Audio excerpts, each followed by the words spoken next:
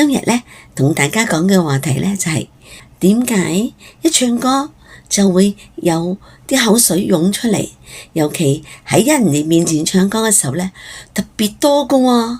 因為咧主要一個原因咧就係我哋嘅情緒係有啲緊張，所以咧我哋嘅生理咧就有一個轉變啦。我咧一緊張啦，咁我咧就會覺得喉嚨好乾啦，就成日都想飲水咯喎。咁我諗你哋都有啲咁嘅情形係咪？尤其咧如果係表演嘅話咧，咁我有啲緊張咧，又會走去飲水啦，跟住又會擔心表演嗰時候就會要去洗手間啦，所以又會不停就會走去廁所啦。咁其實呢啲咧都係有關我哋嘅生理、我哋嘅情緒問題嘅。咁當然我哋要放鬆一下啦，係咪？咁呢個咧就對我哋會好大幫助嘅。講返轉頭咧，就係話點解一唱歌就會有口水咧？除咗我哋嘅生理緊張之外啦，咁仲有一樣嘢咧，就係我哋咧嘅口裏邊嘅肌肉啊。可能你平時咧就好少去伸展嘅，咁所以我哋都要做下啲打內口啊、舌頭啊嗰啲運動，等我嘅肌肉咧就唔好一到唱歌嘅時候咧先至運用。當你一唱歌嘅時候先運用嘅時候咧，佢就會影響你嘅其他嘅分泌噶啦。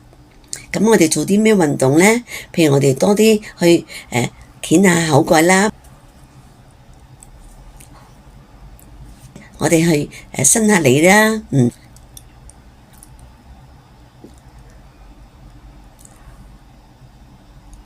啲咁嘅運動咧，都應該多啲日日去伸展下、拉下呢啲咁嘅筋嘅。點解會一唱歌就口水分泌多咧？就係你唱歌嘅時候咧，就個換氣位啊。你如果個換氣位唔好嘅話咧，到時咧你想唱第二句嘅時候咧，吞唔切口水啦，咁你又接住唱喎，咁啲口水又湧出嚟，你又吞唔切啦，所以都要幾大個因素要諗一諗嘅嚇。如果覺得口乾嗰啲咧，就多啲做下絞海啦，因為絞海咧，佢會令到啲口水會分泌多啲嘅。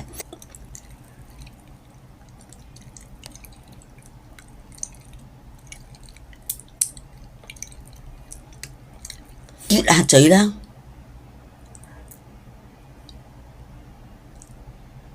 按摩下啲頸啦，係啦，又係呢啲咁嘅按摩多啲佢嘅，咁昂牙啊，少少側下佢啊，呢啲都要平時要做嘅，包括我哋啦，唔好咁緊張啦，係咪？好啦，到第二樣嘢咧，就係我哋平時要做多啲口部嘅運動啦，仲有我哋唱歌嘅換氣位啦，每一句。